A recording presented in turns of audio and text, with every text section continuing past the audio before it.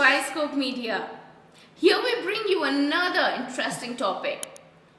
We are going to talk about the battles in Goa election 2022 today.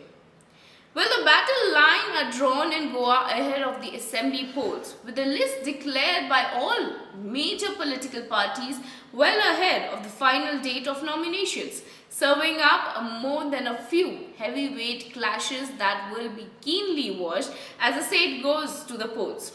Now here we are having a look at some of them. Margao, Digambar Kamath, who is from Congress, versus Manohar Ajgaonkar, who is from BJP. Well, in the South Goa district headquarters of Margao, former Chief Minister Digambar Kamath is pitted against the Tourism Minister Manohar Ajgaonkar. Ajgaonkar, who hails from Margao and has been a municipal councillor, has never represented the constituency before. His battleground has been the north constituency of Dhargam or Pernam, which has represented twice. Increasingly unpopular in the constituency due to anti-incumbency, the BJP leadership decided to deny him that ticket and instead offered that he contest against the leader of opposition for the seat the BJP has been struggling to find a candidate for. Well, but Kamath on the other hand has been representing the Margao constituency since 1994. First on a BJP ticket and then as a Congress legislator after he switched sides in 2005. He will, however, face his toughest challenge yet against Ajgaonkar, who served in his Council of Ministers between 2007 and 2012. Now let's move on and see Mandrim, where we have Lakshmikant Parsekar, who was as independent, versus Dayanand Sopte, who was from BJP. Former Goa Chief Minister Lakshmikant Parsekar quit the BJP in a huff on Saturday. A leader who earned ignominy as a sitting Chief Minister who lost his election, Parsekar will be up against the man who defeated him in 2017. Sopte was with the Congress at that time. Parsekar is miffed with the party leadership for handing the ticket from Mandrim, a coastal constituency in North Goa that includes the picturesque beaches of Arambol and Morsim, to Sopte. Well, Sopte, who used to be with BJP in the past as well, shifted to the Congress prior to 2012 assembly elections after his seat per name was subsumed with another during a delimitation exercise and contested from the Mandrim against Parsekar. However unsuccessful, he remained with the Congress, tried again 5 years later, and this time proved victorious. In 2018, Sopte resigned from the party and was welcomed into the BJP, much to Parsekar's displeasure. After the party's decision to choose Sopte over him, Parsekar has said he is going it alone. The two are up against the MGP Jeet Arolkar, a businessman and first-time candidate whose popularity has grown over the years in this area. Now let's move on and see Porium. Pratap Singh Rane, who is from Congress, versus Divya Rane from BJP. Will senior Congress leader and former Chief Minister Pratap Singh Rane run for office one final time? Dr. Jairanian, a six-time CM, has kept his cards close to his chest despite being named as the Congress candidate for the Porium seat. Rane has never lost an election. A 10-term legislator, he is Goa's longest-serving MLA, representing his seat since 1972, starting with the former Legislative Assembly of the Union Territory of Goa, Daman and Diu, until Goa got full statehood in 1987. Well, he also holds a record for having served as Chief Minister, first of the Union Territory and then of the state. That is for 16 years in different stints between 1980 and 2007. He was Assembly Speaker between 2007 and 2012. Well, now 82, Rane has been offered lifetime cabinet status by the ruling BJP in a bid to dissuade him from contesting, but has done a series of flip-flops, first saying his workers want him to contest and then that it was perhaps time to call it a day. Rane was present at the meeting of Congress candidates on Saturday afternoon. But wasn't enough the 36 who went to pledge before the temple, church and dargah that they will not change sides after the polls. Should he contest, Rane will be up against his daughter-in-law, Divya Rane, who has been named as the BJP's candidate. Son Vishwajit had earlier said the matter would be resolved internally within the family, hinting that his clash may not materialize. Well, now let's move on and see Fatorda, where we have Vijay Sardesai, who is from GFP, versus Luciano Flerio from TMC. The Trinamool Congress took everyone by surprise when, in its first list of candidates, it declared that the former Goa Chief Minister Luciano Flerio was being fielded from the Fatorda seat represented by Goa Forward Party Supremo Vijay Sardesai.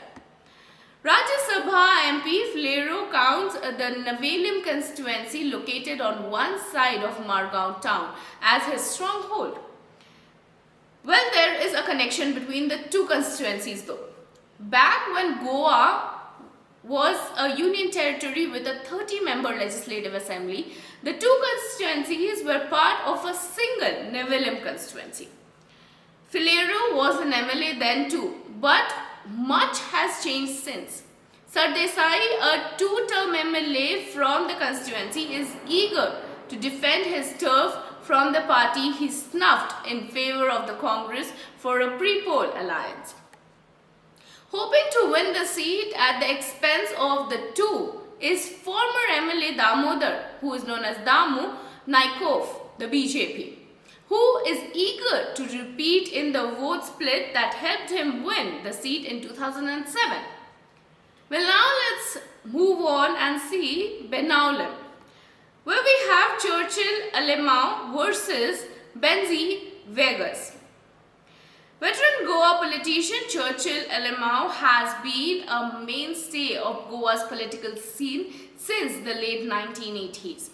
A former chief minister, he declared earlier this month that the 2022 election will be his last. Well, eager to ruin his farewell party is a young and meticulous first-time contestant, Benzi Vegas, of the Aam Aadmi Party.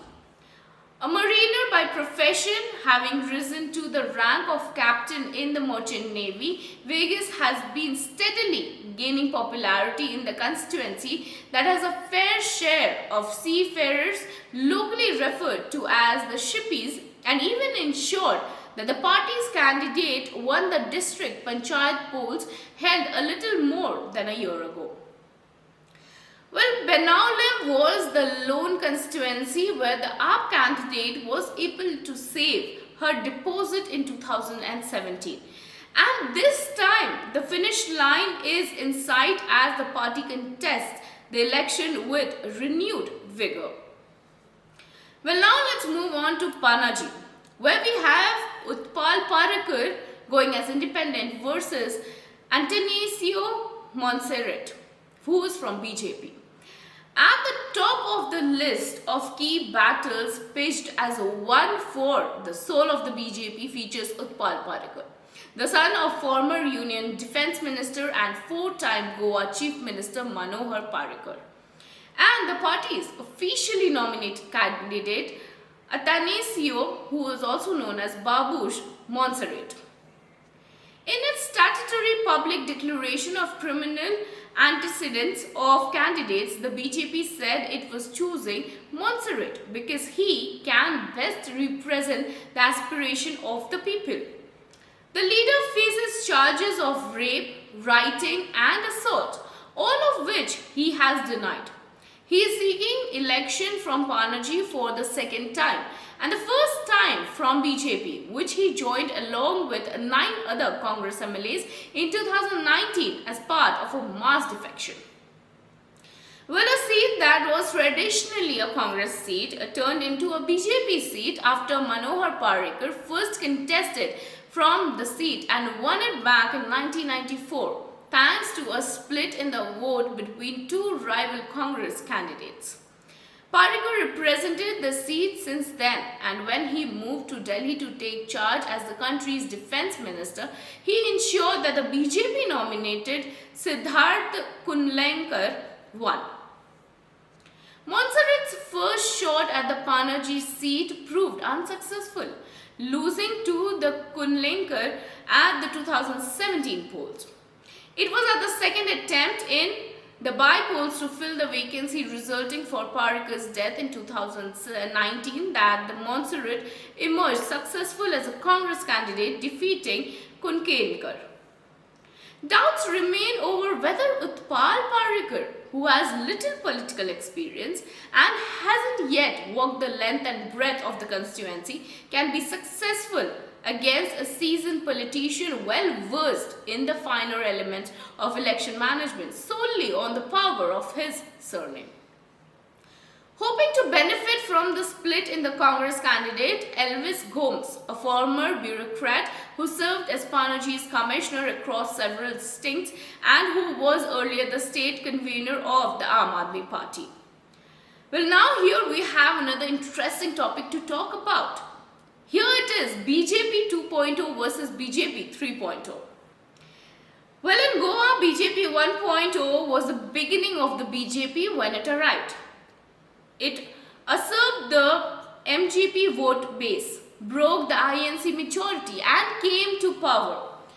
Then we have BJP 2.0. The BJP 2.0 was Manohar Parrikar's second coming to power and returned from the wilderness in 2012. While BJP 3.0 is post-Parrikar, where the Troika is doing the same thing which Parrikar did in BJP 1.0. Break away strong winnable candidates from other political parties and replace their own with them. Well, only one difference though. Parrikar ensured that there was complete cadre control and new entrants and supporters would be amalgamated with the existing party workers, something that the BJP 3.0 has failed to do. Since 2016, Goa's BJP unit has been fighting a war within. First, there was the unprecedented RSS revolt that almost created a schism within, where the hardliner ideologue and the power brokers were divided. A Ghar Wapasi, that is homecoming of sorts, may have ensured that the party cadres remained battle ready in 2017, but the anti-incumbency mandate of 2017 left the BJP a back foot. Well, this was all about the battle going on in the Goa election. Stay with us. iScope Political Desk will update you with the ground realities of the upcoming Goa election. This is Aparna Singh reporting for iScope Media.